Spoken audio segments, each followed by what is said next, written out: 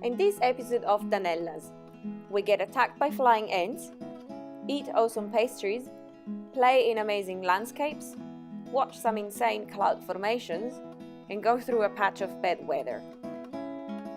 We have left Christchurch with a rough plan in mind to go to the west coast. Because we want to go to the glaciers with good weather, we have decided to spend a couple of days in Canterbury while slowly heading west, waiting for the weather to clear. The road from Christchurch can be a bit boring, as it is quite straight and plain until you get to the mountains and the pass. Also, if you're traveling in winter, check that the pass is open. If snow is forecasted, you may be stopped and checked for snow tires or chains on board. Our first stop is in Castle Hill, roughly 100 kilometers from Christchurch.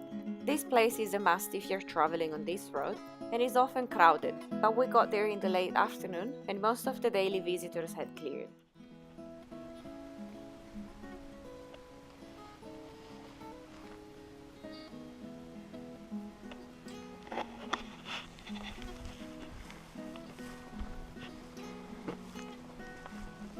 Castle Hill is characterized by distinctive limestone rock formations created by ocean's erosion millions of years ago, when much of present-day New Zealand was underwater. No doubt about why this place had been called Kuratawhiti by Maori tribes, the name translates into treasure from afar. This location is very well known to rock climbers, especially amongst those specialized in bouldering.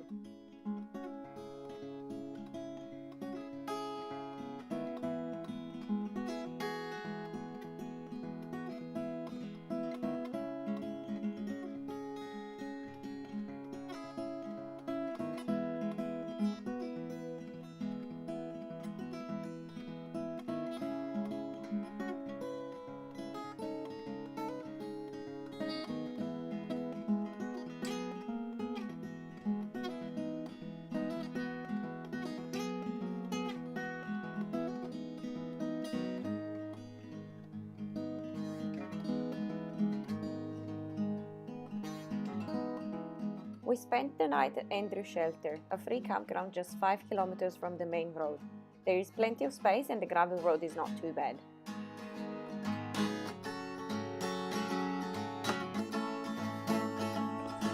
Going uphill. You see the view from the top. Quite steep, but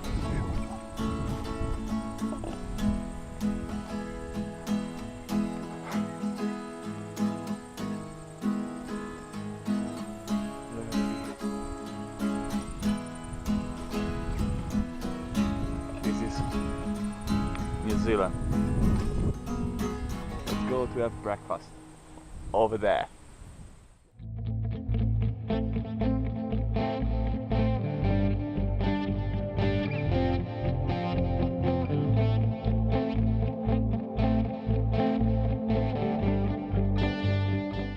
The following day we had a big breakfast and then, because the weather still had to clear, we decided to go for a detour to Rakaya Gorge. What do you want to do, Ozzy?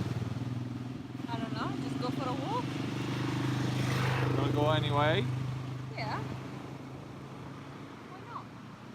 Because it's raining. Rain is not going to stop us. Oh, wow. There are plenty of walking tracks, but we decided for the shortest one, which is also the easiest. Danella was not stoked about walking in the rain, and the weather does not do justice to this place.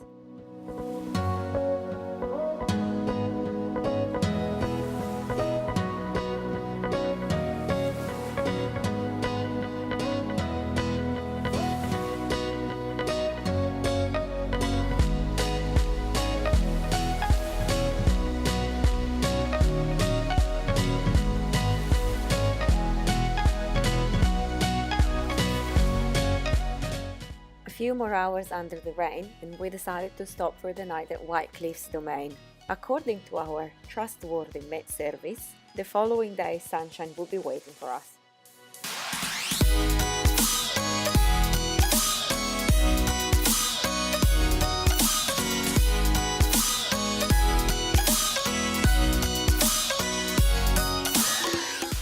The best breakfast in the area can be found at the famous Sheffield Pie shop.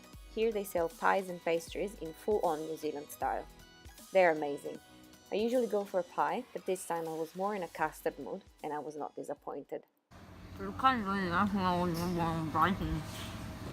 little bit too much custard, but good. Our GoPro suction accessory had a tiny accident a few days ago, so this is how we are filming on the road now. When in need, get crafty. Oh yeah, oh yeah. With our bellies full of pastries and the sun finally shining, we hit the road to get to Lake Brunner.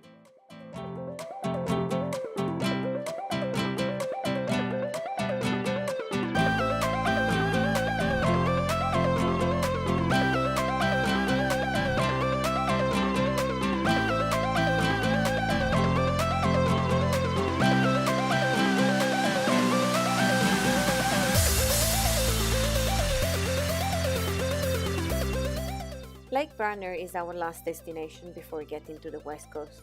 This place is stunning. The only way it could get better is if sandflies would be nowhere to find. Scusa, excuse me. Hi. Hello. Hi. You alright? Yeah. Hi. Can you hear me now? Can you hear me crying out like an animal out in the wild? I shout your name. We put up with torture for a while and took pictures at sunset. We got stupid trying to do shadow letters with our bodies, but it turns out that we're not that flexible after all. Only you can make it right. I shout your name into the night. Hear me calling for you, I'm calling for you. Then the GoPro started acting weird and the sandflies had a bite too many out of us, so we had to retreat in the van for dinner.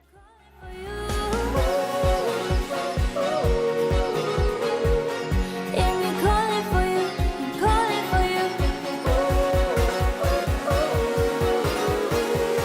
Hear me calling for you, I'm calling for you.